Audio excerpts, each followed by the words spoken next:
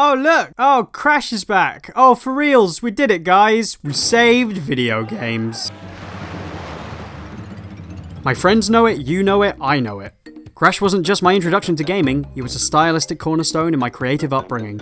I remember my neighbour booting up Crash 2 for the first time on the PS1 and thinking it was fucking witchcraft, and that they should be drowned. But after realising that Satan hates Sony, I got playing and boy, did I feel good. Every time I say that, it comes out weird. Crash just appeals as a complete rustic package. A simple side dish of considered design choices, decent gameplay and structure that felt just right. Just like Mama used to make. When the series fell silent, fans didn't give up hope. We braved through 8 long years in his absence, awaiting the return of the beloved Bandicoot, praying that the prodigal son would once again rise to take back this industry and lead us to the promised land. To lead the charge of 3D platforming's return and make video games great again. A voice rang out as one. The streets were filled with music to hasten his return. We said yes. Yes! It could happen. It will happen. It did happen. Will also appear first, though, on PlayStation 4 this October in Skylanders Imaginators. So let's have a look at that. What have I got?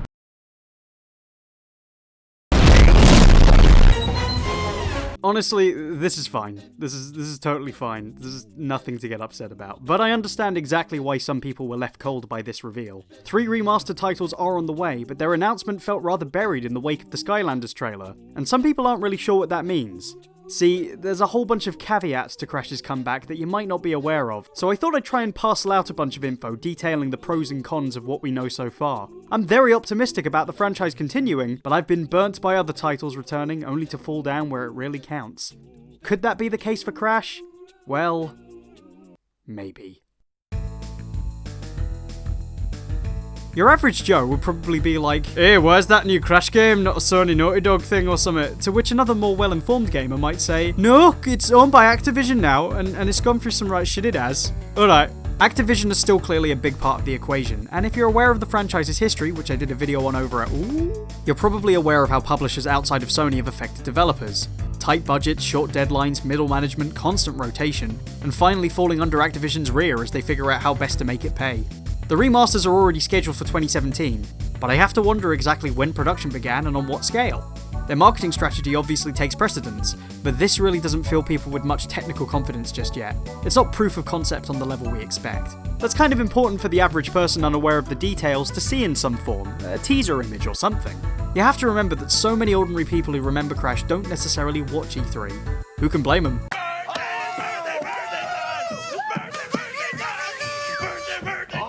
I assume most people just saw the trailer or the headlines involving the word Skylanders and then hit their keyboards. To their credit, Sony issued a couple of statements and put effort into the main stage presentation to try and get the word out, but it suggests an imbalance of power at this point in time between the two companies. The truth is, any legit announcement involving Crash is, in the long run, great for everyone, including Activision. Using what has been an extremely popular title amongst a certain demographic makes good sense from their POV, and in truth, it's far less cruel than how Spyro was used for the same franchise. We could go fishing. That's kind of weird though, since you're a fish. But making it really last? Well, that's a very different question, involving...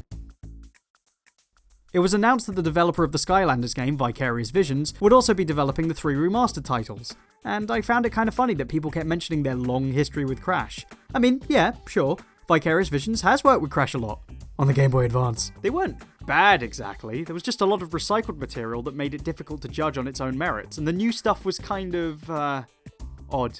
No, go all the way, lads. Come on, have us fight some chips and beans. And a sausage! I wasn't that keen on Crash Nitro Kart either, which was very concerned with paying homage to the original trilogy without any of the same bite or polish to the presentation or gameplay.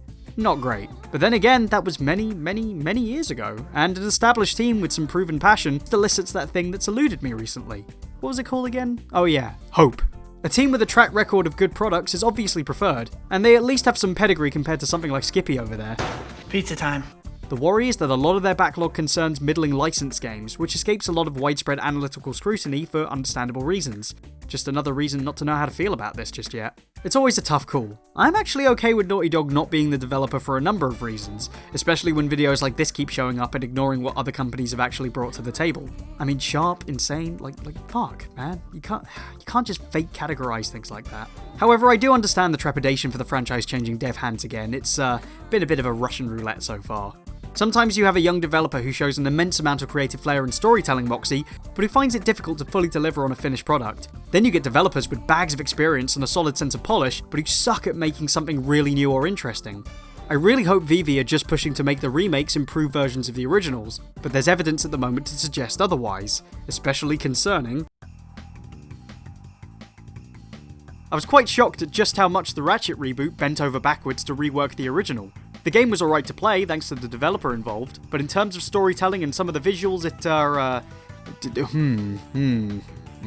We have no idea if they're going in the same direction with regards to utterly remaking or rebooting Crash for the remasters, but we know that they're rebuilding it, quote, from the ground up for PlayStation 4. It begs the question, if they do decide to change it that drastically, is this something that needs to be changed? Matthew Matosis made an excellent point about the original titles in an E3 stream he released recently.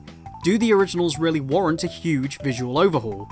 No, really. One thing Naughty Dog absolutely nailed was taking Charles Mbillis and Joe Pearson's artwork and making it look great within the confines of the system. In many ways, it really benefits from not looking completely like the art. The limitations actually allowed the game to look wonderfully stylized, the detail being less important to the overall readability, shape, and appeal of the models. Fast forward to the Skylanders model and whoa, that's a lot of chest hair! It's probably not the finished design for the remasters, but I sort of hope this isn't completely indicative of the final effort. While the animation industry has finally figured out that you can stylize fur on 3D models, this version of Crash isn't there just yet, and there's something just not quite right about those proportions either. But, you know, hey, as pedantic as I sound right now, I just hope VV's department head is even more pedantic about this stuff. You know, earn the money for that bike they wanted. Then again, improved aesthetics may still be let down by lackluster context, like dialogue. Now, Insomniac had an excuse, this time. The company making the movie tie-in allegedly had a lot of conflicts with their in-house writers, and it really shows. But VV has the perfect opportunity to surprise us with great characterization, and their track record ain't promising. Chips and beans. CNK almost put in no effort despite the attempt to bolster Zembillis' original visuals. The cutscenes have a bunch of non-jokes and awkward pauses you could drive a tractor through. Yes, I know you can, Tiny. But you failed so many times. Tiny! Go see if Dr. N.Gin requires assistance.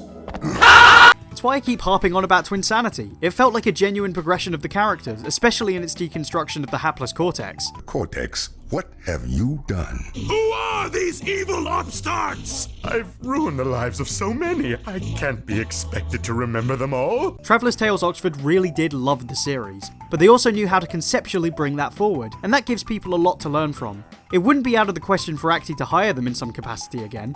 They're already pulling from the crash pool of contacts with Radical's chosen voice actors. Fans are signal boosting Josh Mansell, the original composer, in a campaign to have him do the score. Zembillis and Pearson themselves were even hired by Vicarious Visions to assist CNK's concepts. If this new Crash trilogy ends up bringing all those people together as a sort of Crash Brains Trust, then that'll make me very, very happy. In closing, who cares, lol. I know all of this is just speculation, and quite honestly, they could be way ahead of me. Gosh, I certainly hope they are. I just really don't want to see Crash fall down the same pitfalls as the rest of the comeback club currently writing the book on abject misery. To me, they're like my wife. Dead. Loving a brand is great, but it's really not enough. You can't replace expertise. The good news is that the original trilogy really isn't going anywhere, and it'll serve as a direct comparison when the game comes out for a lot of people. The hope is that it'll feel like another great addition rather than needless retread. I really want to see Crash do more than just come back. I want him to surprise us. Oh, sorry, that was a bit sinister actually. There's rumours that this isn't even the full announcement. Sony may very well be planning a new Crash game with a different developer, and considering I got that from the same source who predicted an Insomniac-developed Spider-Man, I'm tentatively curious to see if that's the case. Either way, I really hope we see the 3D platformer actually move forward as a genre, rather than continue to be subpar resurrections. There's so much potential to be had, and if Crash can be a part of that, then maybe he'll inspire another generation yet. Now they've said that it's potentially ex-Naughty Dog, so who could that link to? Whoop! Thanks for watching, guys. I have other vids. Give them a cheeky click. Bet on them at the racetrack with your friends. While you're at it, go support Crash Mania. The new website is still under development, but the original is still available and has a crapload of actual genuine history you probably didn't know. So quick, go stuff it in your pants before it goes off the market. Quick, look at it go! Whoosh! It's gone. You fuck, mate, aren't you? Plumber boy, mustache man, your worst nightmare has arrived. Pack up your stuff.